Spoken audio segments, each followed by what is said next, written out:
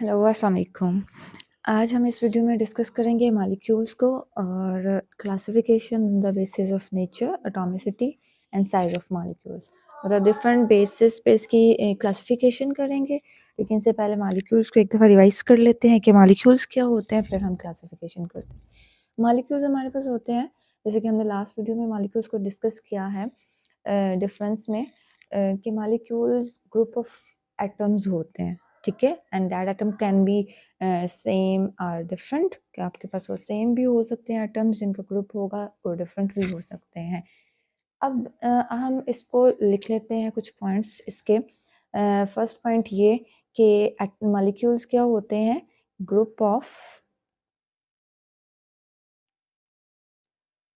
Atoms, ठीक है, group of atoms होते हैं।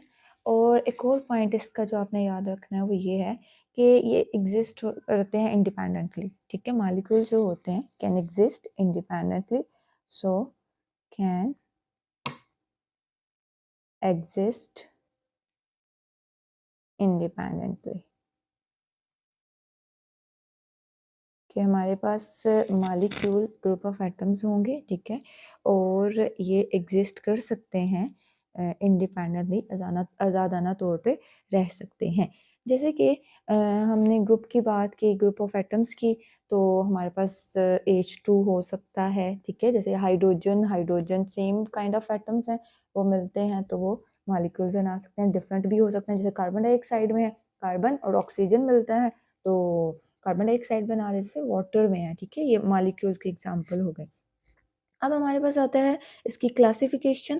तो क्लासिफिकेशन हम तीन तरह से डिस्कस करेंगे इसमें, on the basis of nature, आप on the basis of nature भी लिख सकते हैं, on the basis of types of atoms भी लिख सकते हैं, ठीक है। तो नेचर लिखें तो ज़्यादा बेहतर है, ज़्यादा कंसाइज हो जाएगा। On the basis of atomicity and on the basis of size of molecules, कि इन तीन बेसिस पे इसको करते हैं। सबसे पहले फर्स्ट को डिस्कस कर लेते हैं on the basis of nature. Nature इस तरह हम डिस्कस कर रहे हैं कि काइंड ऑफ एटम्स, जैसे कि यहाँ पे हमने टाइप्स ऑफ एटम्स लिखा भी हुआ है, तो हमारे पास इसको फर्दर दो में ये डिवाइड होगा, होमोएटॉमिक मॉलिक्यूल्स एंड हेटेरोएटॉमिक मॉलिक्यूल्स। जो होमोएटॉमिक मॉलिक्यूल्स होते हैं, होमो मीन्स सेम, ठीक है, होमो वर्ड का मतलब होता है सेम, तो होमोएटॉमिक मॉलिक्यूल्स ऐसे मॉलिक्यूल जो सेम टाइप ऑफ एटम से मिलकर बनते हैं, जैसे कि H2 है, O3 है, P4 है। इसमें H2 में सिर्फ हाइड्रोजन ही है काइंड, ठीक है, हाइड्रोजन हाइड्रोजन से मिलके बॉन्ड बना रहा है और हमारे पास मॉलिक्यूल बन रहा है। इसी ऑक्सीजन का मॉलिक्यूल बन रहे मिलके ओजोन मॉलिक्यूल बना रहे हैं। नेक्स्ट करते हैं हेट्रोटॉमिक मॉलिक्यूल्स।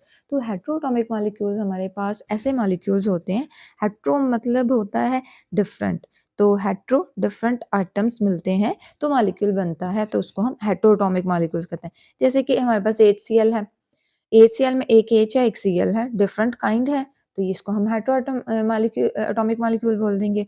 जैसे कार्बन मोनोऑक्साइड है, जैसे वाटर है, जैसे BF3 है, ये सारे हेट्रोटॉमिक में आएंगे। सो हमारे पास on the basis of nature में फर्दर दो डिविजन्स हुई, one as homoatomic, other one is heteroatomic molecules, और उसकी होगी साथ में एग्जांपल्स।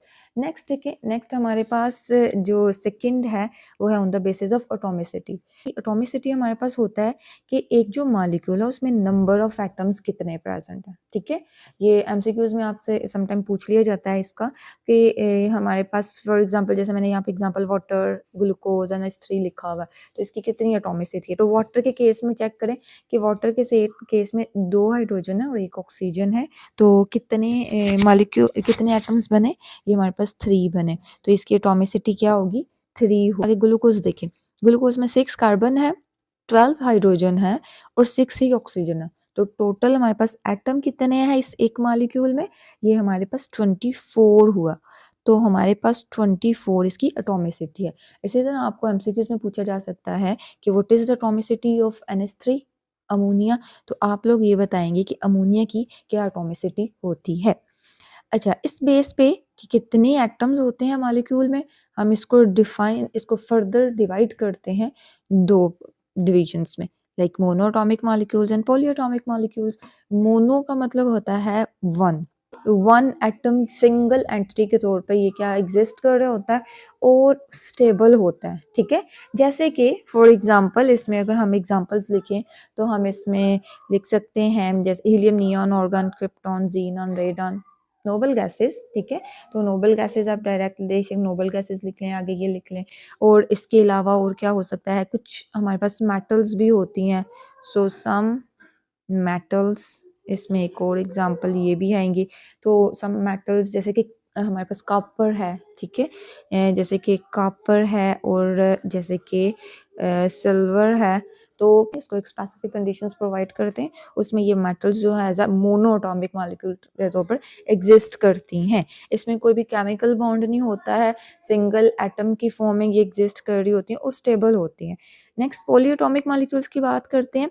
तो पोली का मतलब होता है मैनी, तो अगर मैनी एटम्स मिल के मॉलिक्यूल बनाते हैं तो उसको हम बोल देते हैं कि ये पॉली एटॉमिक मॉलिक्यूल्स हैं, ठीक है। अब इसमें मैनी में टू भी हो सकते हैं, मोर देन टू भी हो सकते हैं। इसको अगर हम वैसे देखें तो पोली में डाई एटॉमिक आ जाते हैं, ट्राई एटॉमिक आ जाते हैं, टेट्रा आ जाते हैं, वो सब को एक ही कैटेगरी में कर दिया गया जिसको हम पॉली एटॉमिक मॉलिक्यूल्स कह रहे हैं। जैसे कि ये देखें, ये डाई एटॉमिक है ना, मतलब दो नाइट्रोजन एटम्स मिल रहे हैं और एक मॉलिक्यूल बना रहे हैं जिसको हम बोलते हैं ये पॉलीएटॉमिक मॉलिक्यूल है। अगर स्पेसिफिकली बोलें तो ये डायटॉमिक मॉलिक्यूल है। इसको देखें, ये ट्राइएटॉमिक मॉलिक्यूल है, 3 एटम मिल के कर रहे हैं। तो देखें ये एटॉमिसिटी की बेस पे हुआ ना डिवाइड, कि कितने नंबर ऑफ एटम्स हैं उसकी बेस पे हमने इसको डिवाइड कर दिया हुआ। तो इसकी एग्जाम्पल देख लें, ऐसा मीथेन है, CH4 है, NH3 है, ठीक है। आगे आता है लास्ट वन इसकी कि on the basis of size of molecules, के साइज ऑफ मॉलिक्यूल्स की बेस पे हम इसकी डिवीजन करते हैं। तो साइज ऑफ मॉलिक्यूल्स बोल लें या मास ऑफ मॉलिक्यूल्स, ठीक है। तो इसकी दो डिवीजन्स हो जाएंगी, micro molecules and macro molecules. Micro means small and micro molecules ऐसे मॉलिक्यूल्स होते हैं जिनका मॉलिक्यूलर वेट 10,000 डाल्टन या इससे कम होता है, ठीक है।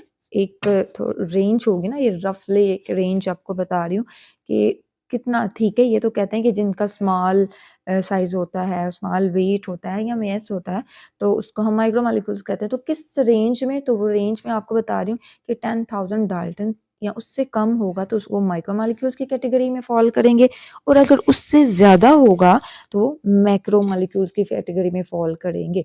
अब यहाँ पे माइक्रो मॉलिक्यूल्स के केस में देखें, जैसे एग्जांपल्स हैं, वाटर है, कार्बन डाइऑक्साइड है, ठीक, ग्लूकोज है, इसमें आ जाता, वो माइक्रो मॉलिक्यूल्स की कैटेगरी में होगा। मैक्रो में देखें, मैक्रो मीन्स लार्ज, के लार्ज मॉलिक्यूल्स जो होते हैं वो, तो ये हमारे पास हो जाएगा हीमोग्लोबिन जैसे है, सेल्यूलोज है, स्टार्च है, ग्रेफाइट है, या प्रोटीन्स हैं, DNA है, कार्बोहाइड्रेट्स हैं, वो भी हमारे पास ये मैक्रो मॉलिक्यूल्स में आएंगे, ठीक है। ये होगी इसकी कैटेगरी। हमारे पास on the basis of size of molecule भी हो गया। अब इसमें से एक MCQs आता है, अमूमन MCQs देख लेते हैं। चल यहाँ से करते हैं ये MCQs। एक MCQ है कि molecule of haemoglobin is made up of 10,000 atoms, कि एक मॉलिक्यूल जो हीमोग्लोबिन का होता है ना, वो 10,000 एटम से मिलकर बनता है, ठीक है। आपको ये पूछा जा सकता है कि हीमोग्लोबिन के मॉलिक्यूल जो एक मॉलिक्यूल है कितने एटम से मिलकर बनता है, तो 10,000 एटम से मिलकर बनता है। It is 68,000 times heavier than a hydrogen atom, कि जो एक हाइड्रोजन एटम है उसकी निस्बत अगर हीमोग्लोबिन को देखें तो ये 68,000 टाइम्स हैवियर होता है, ठीक है। इसका इतना ज़्यादा क्या लिखा होता है, वेट ज़्यादा होता है अगर हम दोनों को कंपेयर करें, हाइड्रोजन को और हीमोग्लोबिन को, तो ये इतना हैवी होगा 68,000। तो ये भी आपके पास एक MCQ है कि कितना हैवी होता है।